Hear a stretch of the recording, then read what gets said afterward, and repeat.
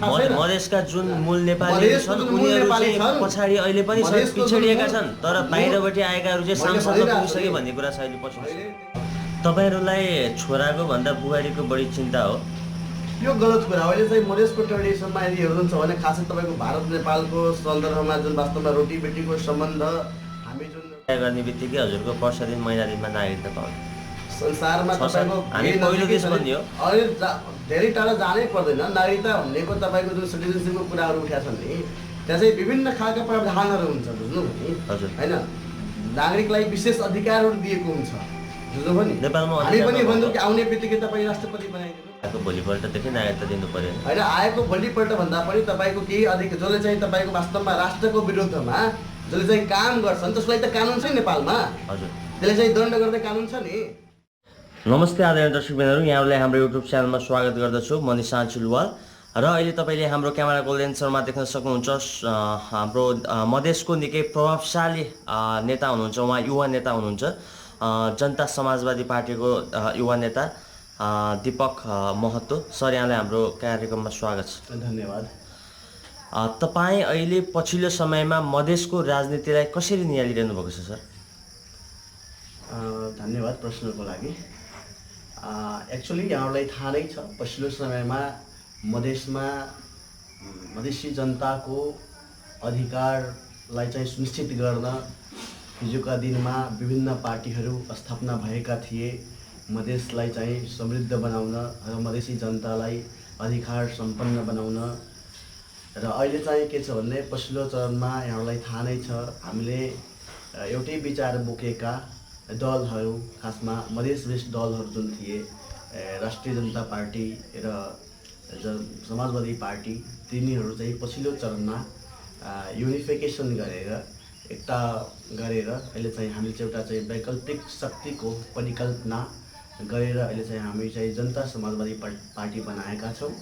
र जनता समाजवादी पार्टीले नेपालभित्रका जति पनि तपाईँको सामाजिक अन्तर्विरोधहरू, तपाईँको जातीय अन्तर्विरोधहरू, तपाईँको वर्गीय अन्तर्विरोधहरू, त्यसलाई हल गरेर एउटा चाहिँ नेपालमा इन्द्रेणी राष्ट्रवादको परिकल्पना गरेर देशको चाहिँ आन्तरिक राष्ट्रतालाई मजबुत गर्ने र तपाईँको चाहिँ देशलाई एउटा राष्ट्रिय हितको लागि अगाडि बढ्ने खालका चाहिँ सोच लिएर, त्यस्ता खालका विचारलाई लिएर हामी चाहिँ अगाडि बढिरहेका छौँ। र यसका साथसाथै नेपालमा जसरी तपाईँको विकास र समृद्धिका जुन एजेन्डाहरू उठेका छन् त्यसलाई चाहिँ सम्बोधन गर्नका लागि, त्यसलाई अगाडि बढाउनका लागि जनता समाजवादी पार्टी गठन भएको छ।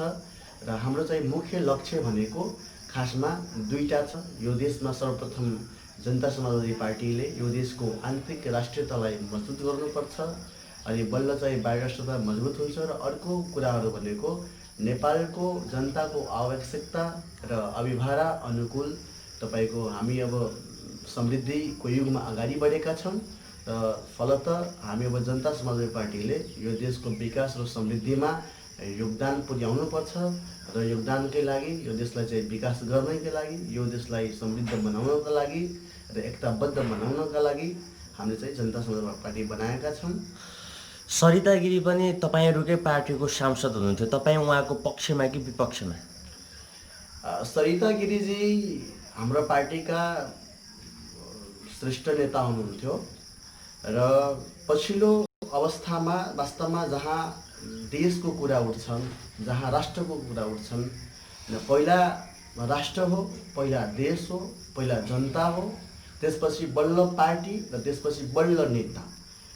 यहाँहरूलाई थाहा नै छ पछिल्लो चरणमा भारत र नेपालको जुन सीमा विवाद उब्जिएको बेलामा हाम्रो संविधानमा निशान चिन्ह परिवर्तन गर्ने पक्षमा हाम्रो पार्टी र देशका जति पनि पार्टीहरू छन् सबै एक ठाउँमा उभिएको बेलामा हाम्रो पूर्व माननीय सरिता गिरीज्यूले हाम्रो चाहिँ पार्टीको व्हिपलाई र देशको चाहिँ हितमा तपाईँको निशान चाहिँ परिवर्तन गर्नुपर्ने पक्षमा उहाँ चाहिँ खडा हुनु भएन।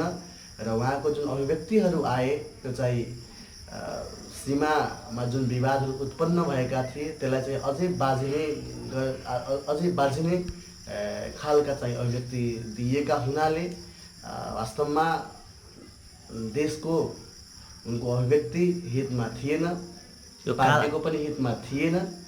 फलत हामीले चाहिँ सरिता गिरीलाई कारबाही गर्न बाध्य भयौँ र हामीले स्पष्टीकरण पनि सोध्ने चाहिँ प्रयास गरेका थियौँ। सरिता गिरीजी पार्टीभित्र स्पष्टीकरण पनि दिनु भएन र आफ्नो चाहिँ भनाइहरू पनि सही ढङ्गले चाहिँ राख्नु भएन। तसर्थ हामीले चाहिँ जो चाहिँ राष्ट्रको विरुद्धमा जसले चाहिँ विखण्डनकारी नारा लाउँछन्, जसले चाहिँ नेपालको अहितमा कुरा गर्छन्, जसले चाहिँ तपाईँको राष्ट्रिय अखण्डताको विरुद्धमा, नेपालको स्वाधीनताको विरुद्धमा, नेपालको सर्वसत्ताको विरुद्धमा, नेपालको सार्वभौमिकताको विरुद्धमा यदि जोसुकै नेताले पनि यदि कुरा गर्यो भने त्यसलाई चाहिँ पार्टीमा संरक्षण गर्ने छुट कसैलाई छैन। त्यसलाई हामी चाहिँ कारबाही नै गर्छौँ। तपाईँ एमसिसीको पक्षमा कि विपक्षमा? अब पक्ष विपक्ष भन्दा पनि कस्तो हुन्छ भने अब बाहिरबाट जुनसुकै हामीले सम्झौता गर्दाखेरि के हुन्छ भने अब पक्ष विपक्ष वास्तवमा छुट्याउनु चाहिँ स्वाभाविक कुरा हो। तर मैले यदि वास्तवमा आफ्नो विचार राख्ने हो भने जुनसुकै फरेन इन्भेस्टमेन्ट चाहिँ हामीले चाहिँ नेपालभित्र ल्याउने हो भने होइन, त्यसको चाहिँ पहिला नै सही ढङ्गले चाहिँ त्यसको अध्ययन अनुसन्धान, त्यसको सही ढङ्गले चाहिँ मापदण्ड गरेर बल्ल चाहिँ नेपालमा ल्याउनुपर्छ। म पूर्ण रूपमा एमसिसीको विरोधी त होइन, तर एमसिसीमा कतिपय तपाईँको मुद्दाहरू छन्, कतिपय तपाईँको चाहिँ पोइन्टहरू छन्, त्यसलाई चाहिँ पुनरावलोकन गरेर सबैभन्दा घातक पोइन्ट कुन लाग्छ तपाईँलाई एमसिसी? सबैभन्दा घातक कुरा चाहिँ के छ भन्दाखेरि अब त्यसमा कतिपय चाहिँ मुद्दाहरू छन्, त्यसले चाहिँ हाम्रो संविधानभन्दा पनि माथिका कुराहरू गरेका रहेछन् होइन। एमसिसीले जस्तो कि फरेन इन्भेस्टमेन्ट ल्यायो, अब त्यसको चाहिँ खोज अनुसन्धान गरेर चाहिँ नेपाल सरकारलाई कुनै प्रकारको चाहिँ अधिकार दिएको छैन। त्यसमा लेखापालहरू, तपाईँको अकाउन्टेन्टहरू नियुक्तिका कुराहरू छन्, त्यसमा कर्मचारी भर्नाका कुराहरू छन्, त्यसमा चाहिँ अमेरिकन सरकारले चाहिँ मनपरी गर्ने खालका कुराहरू छन्। त्यसलाई संरक्षणको लागि हाम्रो यहाँसँग नेपाली सेना छन्, हामीसँग हामीसँग तपाईँको थल सेना छँदैछ, एपिएफ छ, नेपाल पुलिस छ होइन। र यति हाम्रो चाहिँ आफ्नै सुरक्षा प्रणाली बलियो हुँदाहुँदै पनि अमेरिकन जुन सुरक्षा प्रणालीहरूको जुन कुरा भएको छ एमसिसीभित्र, अमेरिकन सुरक्षाकर्मी आफ्नो चाहिँ स्रोत र साधनलाई चाहिँ रक्षा गर्नको लागि, एमसिसीलाई चाहिँ रक्षा गर्नको लागि हामीले अमेरिकन सेक्युरिटिजहरू जुन नेपालमा ल्याउने कुरा छ, यसमा चाहिँ हाम्रो पनि विमति छ। तर समग्रमा यदि हाम्रा देशका चाहिँ विकास र समृद्धिका लागि वास्तवमा फरेन इन्भेस्टमेन्ट एकदमै अति आवश्यक छ। किनभने जबसम्म हामीले आफ्नो देशभित्रका स्रोत र साधनलाई सही ढङ्गले समयमा परिचालन गरेनौँ भने मुलुक वास्तवमा जुन गतिमा अहिले अगाडि बढेको छ तपाईँलाई थाहै छ। देशमा तपाईँको महँगी, बेरोजगारी, तपाईँको गरिबी जस्ता कुराहरू दिनानुदिन बढ्दै गइरहेको छ। तसर्थ कम्तीमा गरिबी, बेरोजगारी जस्ता समस्याहरूलाई हल गर्नको लागि कम्तीमा एमसिसी जस्ता तपाईँको संस्थाहरू, तपाईँको इन्भेस्टमेन्टहरू, तपाईँको त्योसँग सम्बन्धित परियोजनाहरूलाई अगाडि बढाइदिनु भने निश्चित रूपमा तपाईँको केही न केही बेरोजगारी समस्या, देशको जुन एउटा तपाईँको एउटा रेभिन्यूको सवालहरू छन्, देशको एउटा ट्याक्सेसनको सवालहरू छन्, एउटा समृद्ध भनेको जबसम्म हाम्रो रेभिन्यू बढ्दैन, हाम्रो उत्पादन बढ्दैन होइन, हामी उत्पादकत्वमा ध्यान दिँदैनौँ तबसम्म हाम्रो देशको चाहिँ विकास र समृद्धि सम्भव पनि छैन। तसर्थ म चाहिँ सर्फेसली एमसिसीको पक्षमै छु। एमसिसीको पक्षमा भन्दा नि सर, देश तथा विदेशमा भएका सम्पूर्ण एकदम धेरैभन्दा धेरै जनताहरू चाहिँ एमसिसीको विरोध गरिरहेको बेला यसको बुँदा संशोधन गर्न भन्दातर्फ पनि एमसिसी नो एमसिसी भनेर चाहिँ तपाईँहरू अघि बढ्न सक्ने कि नसक्ने? सरकारलाई हामीले चाहिँ नो एमसिसी, हाम्रो पार्टीको आधिकारिक धारणा अहिलेसम्म एमसिसी बारेमा खासै। तपाईँ त पक्षमा छु भनिसक्नु भएको छ एमसिसीको होइन? पक्षमा छु, तर हामीले चाहिँ नो एमसिसी भनेर पार्टीले त्यस्तो आधिकारिक निर्णय चाहिँ गरेका छैन। तसर्थ एमसिसीको बारेमा कतिपय कुराहरू मैले अघि पनि भने, मैले आफै पनि केही कुराहरू अध्ययन गरेँ। पार्टी सर सबैभन्दा पहिला देश कि पार्टी सर? तपाईँले केही समय पहिला भन्नुभएको थियो पहिला देश, त्यसपछि पार्टी, जनता। सबैभन्दा पहिला पार्टी कि देश? देश हो नि, स्वाभाविक हो। तपाईँले नो एमसिसी त तपाईँले भन्न सक्नु पर्यो नि सर, किनकि धेरै जनता 90% भन्दा बढी जनता चाहिँ एमसिसी नो एमसिसी हामीलाई चाहिँदैन, बरु हामी माग्छौँ बरु नोट खाँदैनौँ तर स्वभावमा चाहिँदैन यसरी छ एमसिसी कि तपाईँले जुन कुरा उठाउनु भयो त्यसरी त बिआरआई पनि छ, तपाईँको अब जति पनि के अरे ट्रिटीहरू भएको छ होइन, त्यो चाहिँ हजुर जति पनि ट्रिटीहरू भएको छ त्यसलाई चाहिँ हामी जहिले पनि तपाईँको चाहिँ निकृष्ट तरिकाले चाहिँ हेर्ने हो भने, नकारात्मक दृष्टिकोणले हेर्ने हो भने होइन, तपाईँको जति पनि यहाँ चाहिँ बाटोघाटो बनिरहेको छ, इन्डो पेसिफिक जुन संस्थाहरू आएको छ यहाँ, त सबैलाई स्टप गर्नु पऱ्यो नि, सबैलाई चाहिँ रोक्नु पऱ्यो नि। त्यसरी चाहिँ हामीले चाहिँ कुनै पनि चाहिँ फरेन इन्भेस्टमेन्टहरू चाहिँ नेपालमा ल्याउँदै गर्दाखेरि हाम्रो चाहिँ नियत नै कस्तो छ भने राष्ट्रवादी भइदिने होइन, कुकल्पित कुराहरू गरिदिने र सम्झौतालाई जसरी पनि खारिज गराएर एउटा राष्ट्रवादी बन्ने त्यस्तो खालका जुन तपाईँको नस्लीय चिन्तनहरू देखिएको छ, खासमा यसले चाहिँ कसैलाई हित गर्दैन। कालापानी, लिपुलेक, लिम्बुवाधुराको बारेमा चाहिँ यहाँको बासिन्दाहरू र यहाँका नेता, युवा नेताहरूको चाहिँ भनाइ के छ सर, तपाईँ भन्नुहुन्छ? होइन, यो भौगोलिक हिसाबमा हामी एकदम स्पष्ट छौँ। भौगोलिक हिसाबमा तपाईँको हिजो पनि कालापानी, लिम्पियाधुरा तपाईँको यो लिपुलेक भूगोल भनेको नेपाली भूगोल हो, त्यसमा कुनै दुई मत छैन। तर पछिल्लो चरणमा जसरी चाहिँ विवादहरू जुन बढियो नि हो, त्यसलाई चाहिँ सहज ढङ्गले चाहिँ समाधानतिर जानु पर्थ्यो हाम्रो सरकारले, र यसलाई चाहिँ अझै चाहिँ यो विवादलाई उग्र बनाउने खालका चाहिँ जुन क्रियाहरू हो नि, जुन क्रियाकलापहरू भयो त्यसले चाहिँ हामी चाहिँ दुःखी बनाएको छ। त्यसरी चाहिँ विवादित विषयलाई अझै उग्र तरिकाले चाहिँ प्रस्तुत गर्यो भने, उट्याङ पट्याङ तरिकाले प्रस्तुत गर्यो भने त्यो जुन विवादित विषयहरू हुन्छ, जुन देशसँग विवादित विषयहरू बाजिएका हुन्छन्, त्यो देशको विरुद्धमा अझै तपाईँले चाहिँ उट्याङ पुट्याङ कुरा गर्नुभयो भने तपाईँको त्यो हुने सहमति पनि तपाईँको बिग्रिन पनि सक्छ। त्यसले गर्दाखेरि अहिले जुन निशान छापको जुन कुराहरू भयो, म त अझै पनि के भन्छु भने निशान छाप मात्रै परिवर्तन गरे भएन, कम्तीमा लिम्पियाधुरा लगायतका तपाईँको जति पनि भूगोलहरू छन्, विवादित भूगोलहरू, त्यो चाहिँ नेपालभित्र ल्याउनुपर्छ र त्यो आँट भनेको हाम्रो सरकारले गर्नुपर्छ। म त्यो पक्षको मान्छु। पछिल्लो समयमा अङ्गीकृत नागरिकताको विषयलाई लिएर चाहिँ धेरै विवाद आएको छ, बाहिर हामीहरूले पनि धेरै विवाद देख्न सक्छौँ। तपाईँहरूको चाहिँ यसमा भनाइ के? होइन, यसमा यस्तो छ कि तपाईँहरू मिडियाकर्मी साथीहरूले म के आग्रह गर्न चाहन्छु भने खालि तपाईँले अङ्गीकृत नागरिकताको कुरा मात्रै नउठाउनुहोस् क्या। त्यहाँ चाहिँ तपाईँको हामीले चाहिँ नागरिकता संशोधन विधेयकका कुराहरू चाहिँ उठाउनुपर्छ क्या। वास्तवमा राज्य व्यवस्था र अनुशासन समितिले, सुशासन समितिले नागरिकता विधेयकको सवालमा तपाईँको चाहिँ के बुन्दाहरू चाहिँ त्यहाँ चाहिँ रोकिरहेछन्, ती कुराहरू त आफ्नो ठाउँमा छन्, तर मैले चाहिँ तपाईँलाई अहिले चर्काचर्की भएको विषय भएको कारणले गर्दा अङ्गीकृत नागरिकताकै बारेमा अङ्गीकृत नागरिकताको विषयमा चाहिँ के छ भन्दाखेरि हामीले चाहिँ के भन्छौँ भने 2063 सालको जुन अन्तिम संविधानले जुन एउटा चाहिँ वैवाहिक अङ्कृतको एउटा प्रावधान गरेका थियौँ, एउटा लिपिबद्ध गरेका छौँ संविधानमा राष्ट्रिय सहमतिको आधारमा होइन, त्यही नीतिलाई, त्यही प्रावधानलाई चाहिँ अहिले लागू गर्नुपर्छ होइन।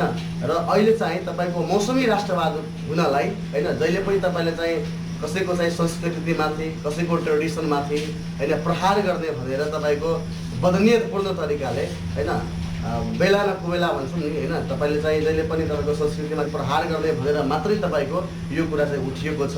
यसमा तपाईँको अङ्गीकृत नागरिकता जुन कुराहरू उठिएको छ, वैवाहिक अङ्गीकृत भनेको जस्तो तपाईँले कुनै छोरी या तपाईँले कुनै अर्को कन्ट्रीको चाहिँ बुहारी आफ्नो देशमा भित्र्याउनु भयो भने उसले चाहिँ आफ्नो घरको सारा परिवार, सारा अंश, सारा वंश त्यागेर तपाईँको आफ्नो वंशमा आउँछ होइन।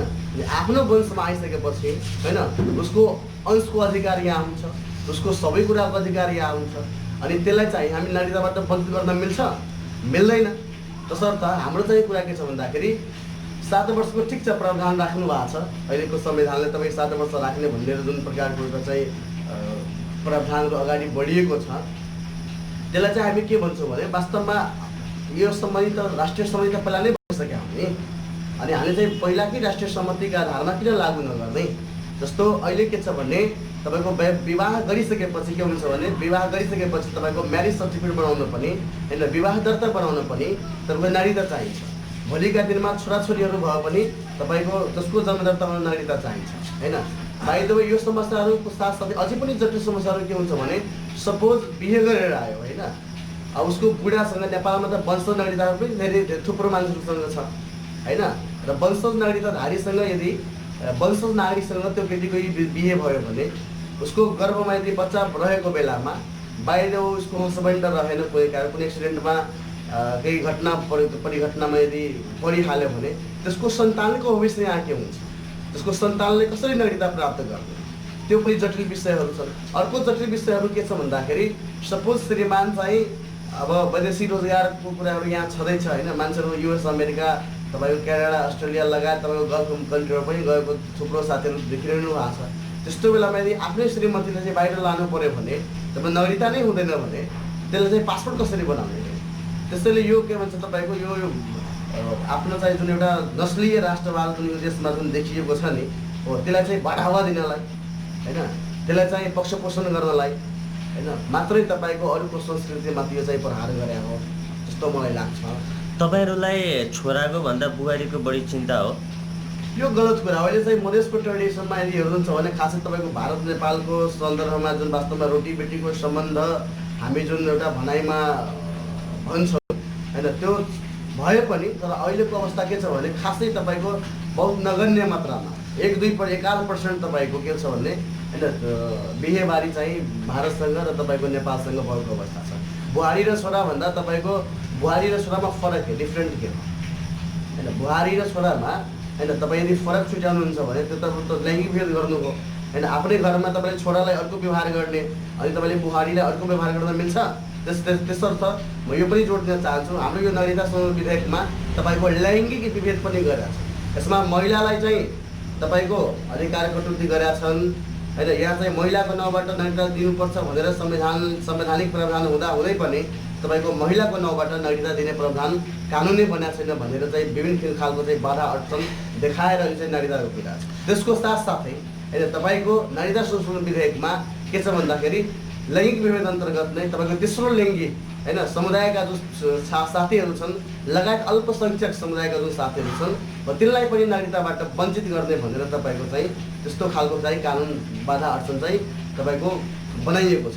अर्को कुरा के छ भन्दाखेरि जो चाहिँ गोर्खा रेजिमेन्टमा काम गरेका जुन साथीहरू छन् नेपाली नागरिकहरू छन् जो बेलायतमा जुन नेपाली के अरे नेपाल आर्मीहरू छन् तपाईँको इन्डियामा गोर्खा रेजिमेन्टका जुन साथीहरू छन् तिनलाई पनि नेपाली नागरिकता चाहिँ खारिज गर्ने भनेर अर्को प्रावधान चाहिँ नेपाल सरकारले सुरु गरेको छ।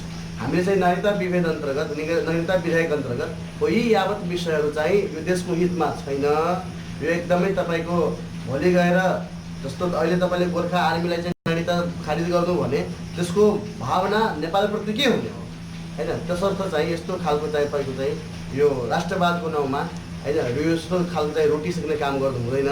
राष्ट्रवाद भनेको यो देशलाई माया गर्नुपर्छ, नेपाली जनतालाई माया गर्नुपर्छ, नेपाली जनताको हरेक आवश्यकतालाई पुरा गर्नुपर्छ होइन। देशमा जुन प्रकारको एउटा गरिबी छ, जुन प्रकारको अस्तव्यस्तता छ, जुन प्रकारको बेरोजगारी छ, जुन प्रकारको असमानता छ, जुन प्रकारको विकृति छ, जुन प्रकारको विसङ्गति छ, जुन प्रकारको असमानता छ हो त्यसलाई चाहिँ त्यो सबै खालको चाहिँ अन्तर्विरोधलाई हल गर्नु र एउटा चाहिँ प्रगतिशील लोकतन्त्रलाई चाहिँ अगाडि बढाउनु, गणतन्त्रलाई चाहिँ रक्षा गर्नु होइन। जति पनि तपाईँको असमावेशी सिद्धान्तहरू छन् त्यसलाई चाहिँ हटाउनु होइन। यी यावत कुरा चाहिँ हामीले चाहिँ संविधानमा लिपिबद्ध गऱ्यौँ भने, हामी आफ्नो व्यवहारमा लिपिबद्ध गऱ्यौँ भने बल्ल चाहिँ हाम्रो देशको चाहिँ राष्ट्रियता मजबुत हुन्छ।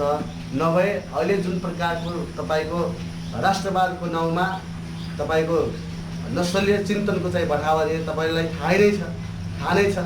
हाम्रो नेपालमा 2072 सालको संविधान बन्दै गर्दाखेरि तपाईँको देशको आधीभन्दा बढी जनसङ्ख्यालाई संविधान निर्माण प्रोसेसभन्दा चाहिँ बाहिर राखेर तपाईँको बन्दुकको बलमा तपाईँको 60जनाभन्दा पनि मान्छेलाई तपाईँको के अरे छाती र टाउकोमा बन्दुक दागेर के अरे गोली दागेर चाहिँ संविधान निर्माण गरियो।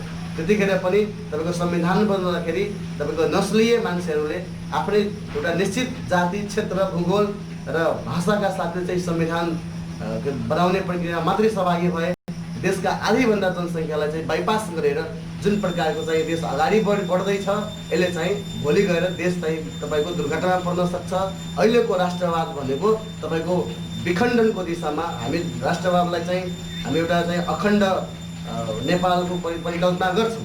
तर अहिलेको जुन चाहिँ राष्ट्रवाद छ, अहिलेको जुन नस्लीय चिन्तन छ नस्लीय सोच छ यसले चाहिँ नेपालको राष्ट्रियतालाई नेपालको जनताको हितमा कदापि काम गर्न सक्दैन। तसर्थ यहाँ चाहिँ जुनसुकै इस्यु उठाउँदाखेरि हैन राष्ट्रियतासँग जोडिदिने, जनतालाई चाहिँ दिग्भ्रमित गरिदिने हो। राष्ट्रियता र राष्ट्रभक्ति देशभक्ति भनेको अलग कुरा।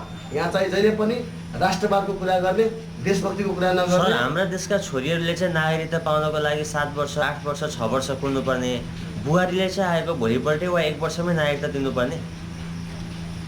फेरि यस्तो छ, इन्डियामा तपाईँले जुन कुरा उठाउनुभयो भने भारतमा तपाईँको नागरिकताको कुरै आउँदैन। भारतमा तपाईँ आज जानुभयो भने 2 महिनापछि तपाईँको आधार कार्ड बन्छ, भोटर कार्ड बन्छ र आधार कार्डको आधारमा भारतीय जनताले प्रयोग गर्ने तपाईँले सबै अधिकार तपाईँले प्रयोग गर्न पाउनुहुन्छ। यहाँ चाहिँ त्यस्तो नागरिकता सगरिकता केही पनि हुँदैन भारतमा। हजुर, भनेपछि यहाँ चाहिँ नागरिकता बनाइदिनै पर्यो, आएको भोलिपल्टदेखि नागरिकता दिनु पर्यो होइन। आएको भोलिपल्ट भन्दा पनि तपाईँको केही जसले चाहिँ तपाईँको वास्तवमा राष्ट्रको विरुद्धमा जसले चाहिँ काम गर्छन् त्यसलाई त कानुन छ नि नेपालमा। हजुर, त्यसले चाहिँ दण्ड गर्ने कानुन छ नि। तर तपाईँले छोरी के अरे भित्र्याउने, के अरे बुहारी भित्र्याउने, अनि त्यसलाई चाहिँ के अरे तपाईँले चाहिँ त्यसलाई अधिकार नदिने, अनागरिक बनाउने, त्यसलाई चाहिँ पाल्तु बनाएर राख्ने। तपाईँको जब त्यो वंशमा आइसकेपछि त्यसलाई सम्मान दिने कि नदिने, तपाईँलाई नागरिक बनाउने कि नबनाउने। संसारमा कुनै पनि एउटा त्यस्तो देश भनिदिनुहोस् न जसमा चाहिँ बिहा गर्ने बित्तिकै हजुरको वर्ष दिन महिना दिनमा नागरिकता पाउने। संसारमा तपाईँको हामी पहिलो देश बनियो। अहिले धेरै टाढा जानै पर्दैन। नागरिकता भनेको तपाईँको जुन सिटिजनसिपको कुराहरू उठेका छन् नि, त्यहाँ चाहिँ विभिन्न खालका प्रावधानहरू हुन्छ, बुझ्नुभयो नि। हजुर, होइन, नागरिकलाई विशेष अधिकारहरू दिएको हुन्छ, बुझ्नुभयो नि। नेपालमा हामी पनि भन्छौँ कि आउने बित्तिकै तपाईँ राष्ट्रपति बनाइदिनुहोस्, तपाईँ प्रधानमन्त्री बनाइदिनुहोस्, देशको संवैधानिक नियममा पुर्याइदिनुहोस्। यहाँ भएका त मूल नेपालीहरू छन्, तिनीसँग त कत्रो विभेद छ तपाईँलाई थाहा छैन। मधेसका जुन मूल नेपालीहरू छन् उनीहरू चाहिँ पछाडि अहिले पनि पिछडिएका छन्, तर बाहिरबाट आएकाहरू चाहिँ सांसदमा पुगिसके भन्ने कुरा छ अहिले पछि। मैले त्यही त भन्दैछु नि। त्यो पनि त तपाईँको जुन आर्य खस्कै समुदायबाट आएको नि, सरिता गिरी होइन। सरिता गिरी जुन वास्तवमा जुन कुराहरू उठाइएको छ, जुन मुद्दाहरू उठाइदिएको छ, वास्तवमा त्यो भनेको त मधेसी समुदाय हो, त्यो त आर्य खस समुदायको मान्छे, त्यो पहाडिया समुदायको मान्छे हो होइन। गिरी भनेपछि तपाईँको ब्राह्मण होइन। लक्ष्मण गिरी भन्दा पनि उहाँ त तराई इन्डियाको शोषण छ, तराईको जुन दमन छ। इन्डियाको सरिता गिरीको बिहे तपाईँको लगभग आजभन्दा बिहेको त्यहाँ भयो सर, तर उहाँले पढ्नु भएको, जन्मिनु भएको, हुर्किनु भएको त इन्डिया। पढेर केही हुँदैन, पढ्नु भनेको म पनि इन्डियामा पढेँ, जन्मिनु भएको पनि उहाँको पढ्नलाई जो पनि जहाँ पनि अमेरिकामै पढ्नु सक्छ। उहाँको जन्म इन्डियामै हो अरे सर। उहाँ चाहिँ विवाह गरेर चाहिँ नेपाली हुनुभएको अरे। उहाँको जन्म चाहिँ खास विवाह भएर नेपालमा आउँदाखेरि उसलाई चाहिँ नागरिकता नदिनु त। उहाँ त अहिले सांसदमा हुनुहुन्छ, आफ्नो देशलाई, आफ्नो परिवारलाई सबैलाई त्यागेर जो मान्छे नेपालमा आउँछ उसको वंश, उसको छोरा, उसको अंश सबै नेपालमा लाग्छन् होइन। उसले आफ्नो गर्भबाट बच्चा जन्माउँछन् अनि उसलाई चाहिँ अधिकारबाट वञ्चित गर्ने, नागरिक बनाउने। उहाँलाई हामीले अधिकार दियो, नागरिकता दियो, तर अहिले परिणाम त अहिले सबैले देखिरहनु भएको छ सर। परिणाम यस्तो छ। परिणाम सरिता गिरीको विषयमा मैले अघि पनि कुराहरू राखिसकेँ।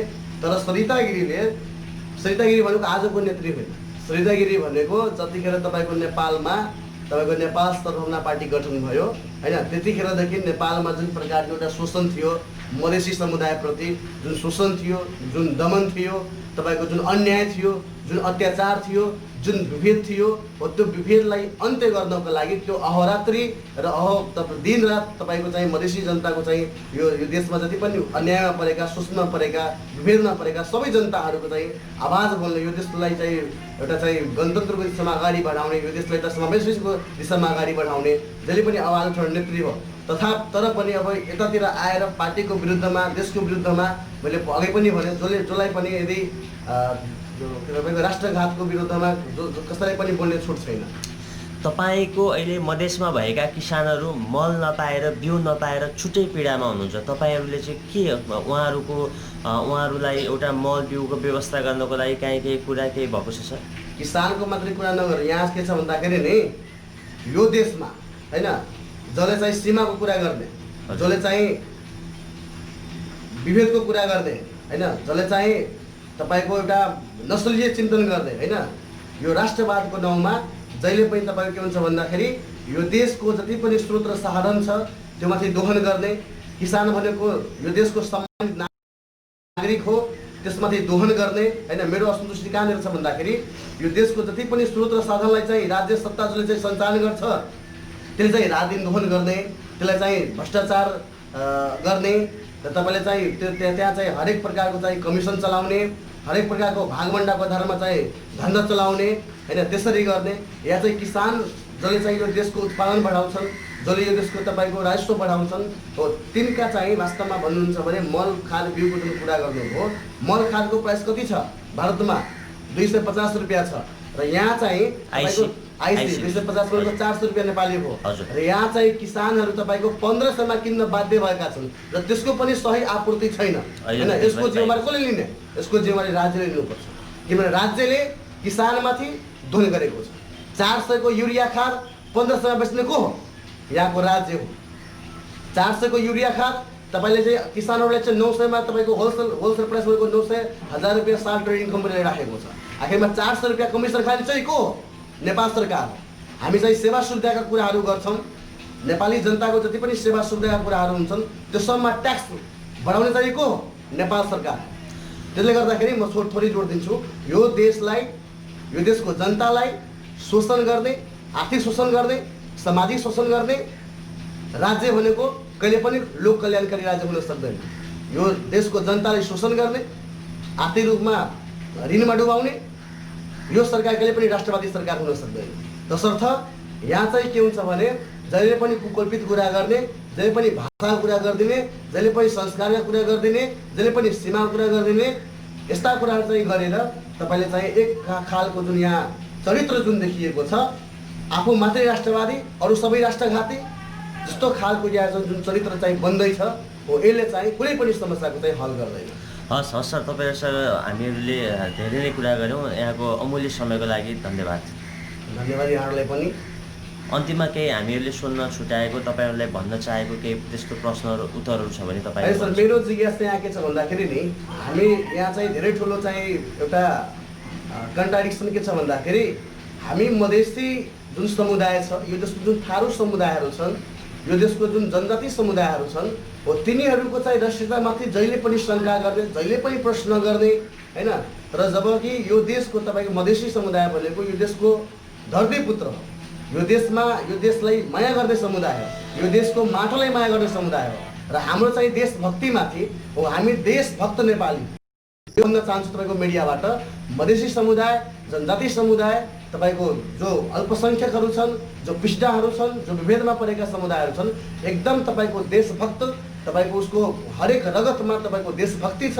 र जहिले पनि तपाईँको यहाँ के छ भन्दाखेरि उसकै आचरण, उसकै संस्कारलाई चाहिँ तपाईँको दिग्भ्रमित गरेर यहाँ चाहिँ तपाईँको पहाडिया मानसिकतालाई होइन, नसलीय मानसिकतालाई होइन, तपाईँको मण्डलीय मानसिकतालाई, किनभने अहिले पनि तपाईँले हेर्नुहोस् न, म तपाईँलाई भन्छु, यो अहिलेको नेकपाको मानसिकता, नेकपाको सोच र शैली र नेकपाको काम गर्ने तरिका जुन छ नि, र नेकपाको जुन राष्ट्रवाद छ त्यो भनेको माले मसाले मण्डलीको जुन राष्ट्रवाद थियो त्योभन्दा अलिकति पनि फरक छैन। तसर्थ म के जोड्न चाहन्छु भने हाम्रो राष्ट्रियतामाथि कहिले पनि जुन शङ्का गरिन्छ त्यो एकदम कुकल्पित कुरा हो, त्यो एकदम अन्याय हामीमाथि भइरहेको छ। हामी भनेको यो देशभक्त नागरिक हौँ र हामी यो देशको सीमाको रक्षादेखि लिएर देशको स्वतन्त्रताको रक्षा गर्नको लागि, हामी देशको संसत्ताको रक्षा गर्नको लागि, यो देशको अखण्डताको लागि हामी जतिखेर पनि लड्न तयार छौँ। हामी एकदम एउटा धरोहर भएर, हामी एउटा पिलर भएर, अडिग भएर जहिले पनि सीमामा उभिएका छौँ भन्ने कुरा तपाईँहरूलाई पनि थाहा छ। र यो देशको राष्ट्रियताको कुरा मात्रै गरेर हुँदैन, यो देशको जबसम्म तपाईँको चाहिँ दोहन भइरहन्छन्, जबसम्म तपाईँको आर्थिक शोषण भइरहन्छन्, जनतामाथिको आर्थिक शोषण भइरहन्छ, तबसम्म राष्ट्रियता बलियो हुँदैन। एकातिर राष्ट्रियताको कुरा गर्ने, अर्कातिर राज्यलाई लुट्ने, त्यसले गर्दाखेरि राज्यलाई कमजोर बनाउने, राज्यलाई लुट्ने, राज्यलाई चाहिँ राज्यको चाहिँ ढुकुटीलाई बाँडफाँड गर्ने हो, यो तरिकाले चाहिँ कहिले पनि राष्ट्र बलियो हुँदैन, राष्ट्रियता बलियो हुँदैन।